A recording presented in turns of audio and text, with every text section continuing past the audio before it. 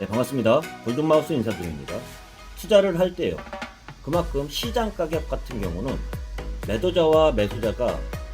일치를 보면서 그 가격대에 매수나 매도가 형성되는 실거래가 가격을 말씀드리는 게 실거래가라고도 할 수 있고요. 그 이외에 호가 같은 경우는 실거래가 대비 나오는 매물대를 말씀드릴 수 있는데, 최근 들어서는 아파트 시장이 불장이다 보니까 기존 아파트 같은 경우는 기존에 바로 전 실거래가 대비 호가들이 워낙 배짱 매물들을 내놓으면서 그만큼 실거래가하고 호가들 차이가 워낙 높기 때문에 지금 같은 경우는요, 따라 붙으면은 그만큼 쉽게 올라간 가격들 같은 경우는 반대로 말씀드리면 쉽게 꺼질 수 있는 그러한 상황이라고 할 수 있습니다. 이게 상승이 초반이나 중반 같은 경우는 따라 붙어도 되는 상황이지만, 지금 장기적으로 연간 기준으로 해서 3, 4년 정도 꾸준히 올라가면서 최근에 다시 급하게 올라가는 그런 가격대들이, 그 호가들이 급하게 올라가는 가격대들은 그만큼 주의를 해야 된다는 그런 얘기를 드리는데, 제가 좀 이야기 드렸던 것처럼 최근 부동산 시장 중에 아파트 시장들을 보면 상승이 계속된 가운데 한두 건이 거래된 상태에서도 최고가를 경신하는 단지들이 나오는 그러한 상황 자체는 시장에서, 제가 시장을 쳐다보는 부동산 전문가 입장에서는 그만큼 신뢰도가 많이 떨어지는 그러한 상황이라고 할 수 있습니다. 예를 들어서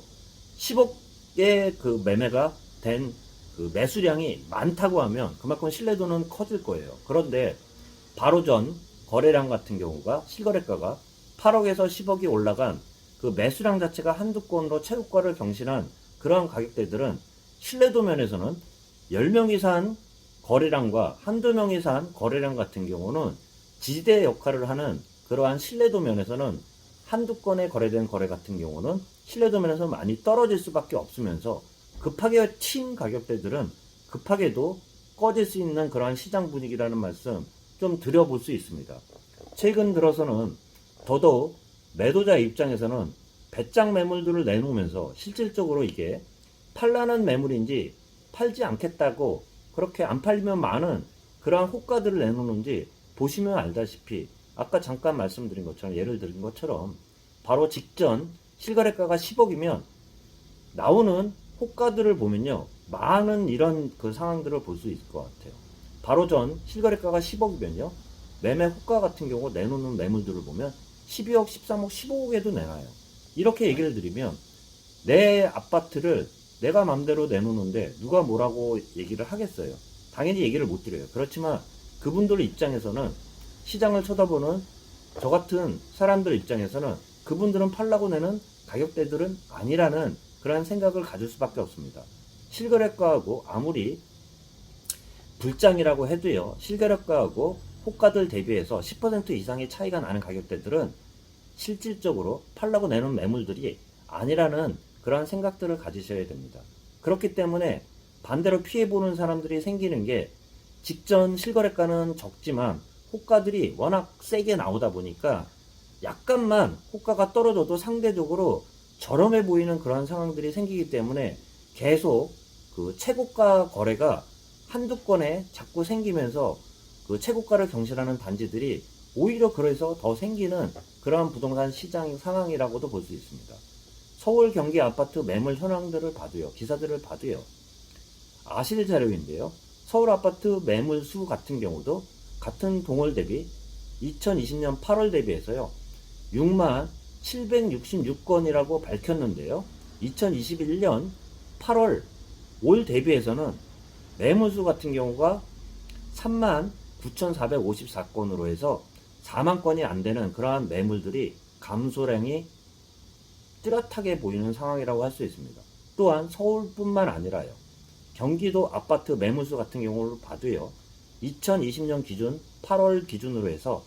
10만 건이 넘었다고 할 수 있는데요, 2021년 올해 8월 기준으로 해서는 6만 744건으로 6만 건이 조금 넘는, 작년 대비해서는 매물이 크게 줄었다고도 할 수 있습니다. 그 기준 같은 경우는 당연히 부동산 정책의 영향에 따라 많이 말씀드린 것처럼 실질적으로 다주택자들 같은 경우도 매물을 팔기보다는 증여로 돌리면서 이미 팔 사람들은 많이 팔았고요. 지금은 팔고 싶어도 못 파는 그러한 상황이기 때문에 억지로 견디는 그러한 시장 상황도 같이 겪고 있겠지만, 부동산 정책이 엇박자를 내면서 아직까지 부동산 시장이 안정화가 되지 않는 상태에서요. 매물수도 줄어든 상태에서 호가 대비, 매매가 대비 호가가 워낙 편차가 큰 상태에서요. 지금 입장에서는 최근 들어가지고 급하게 올라간 가격대들은 급하게도 꺾일 수 있는 그런 상황이기 때문에 제가 말씀드리는 거예요. 거래량이 그만큼 동반이 된다 그러면 그거에 대한 지지력에 대해서도 부동산 시장 참여자들이 신뢰도 면에서는 커질 수 있긴 하겠지만, 한두 건의 거래로 최고가를 경신하는 그 가격대들 같은 경우는 신뢰도 면에서는 거래량 대비해서 한두 건 같은 경우는 신뢰도 면에서는 많이 취약하다고 할 수 있기 때문에 좀 참고를 하셔야 되고요. 지금 부동산 시장 상황을 잠시나마 좀 말씀드려보면,